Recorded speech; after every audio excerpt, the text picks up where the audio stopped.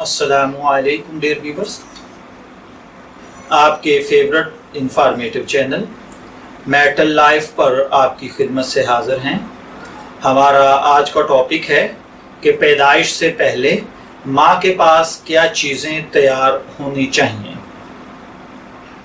हमल के 7वें महीने से इन इलाकों में जहाँ दाइयों के ज़रिए डिलीवरी होती है, हर माँ को इन चीज़ों को तैयार रखना चाहिए।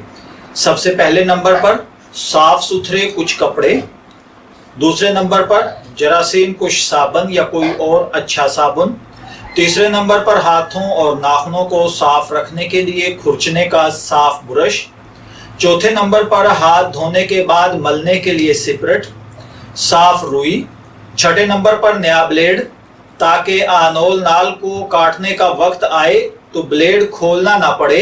अगर नया ब्लेड ना हो तो साफ जंग से पाक कैंची होनी चाहिए। और इसी तरह 7वें नंबर पर बच्चे की नाव ढांपने के लिए जरासीम से पाक गार्ड या साफ कपड़े के टुकड़े। 8वें नंबर पर नाल बांधने के लिए साफ कपड़े की 2 पट्टियां या फीते, दोनों पट्टियों या फीतों को कागज में लपेट कर बंद करें और इसे तंदूर में पकाएं या इस्त्री कर लें।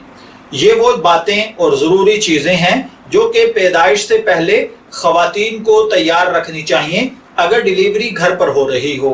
और मेरी ख्वाहिश और मेरा मशवरा ये है कि जब भी ये वक्त आए तो औरत को चाहिए कि हॉस्पिटल पहुंचे ताकि वहां पर माहिर डॉक्टरों के ज़ेर निगरानी ये अमल अंजाम पजीर हो। इससे इंशाअल्लाहुल अज़ीज़ बच्चा और ज़च्चा दोनों को बहुत सारी परेशानियों से निजात मिल जाती है और बहुत अच्छे तरीके से, और गवर्नमेंट की ज़ेर निगरानी कह लीजिए या माहिर डॉक्टरों की ज़ेर निगरानी जब पैदाइश होती है तो ये आगे चलकर सेहतमंद भी होती है।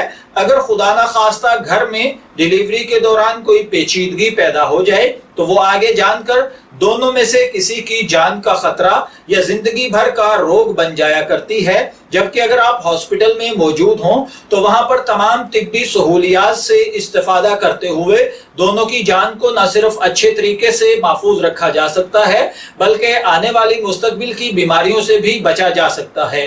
मैं दुआ गो हूँ कि अल्लाह ताला ख़वातीन को इन बातों को समझकर इन पर अमल करने की तौफीक अता फरमाए। इजाज़त चाहेंगे, फिर मिलेंगे किसी नए टॉपिक के साथ। तब तक के लिए अल्लाह हाफिज।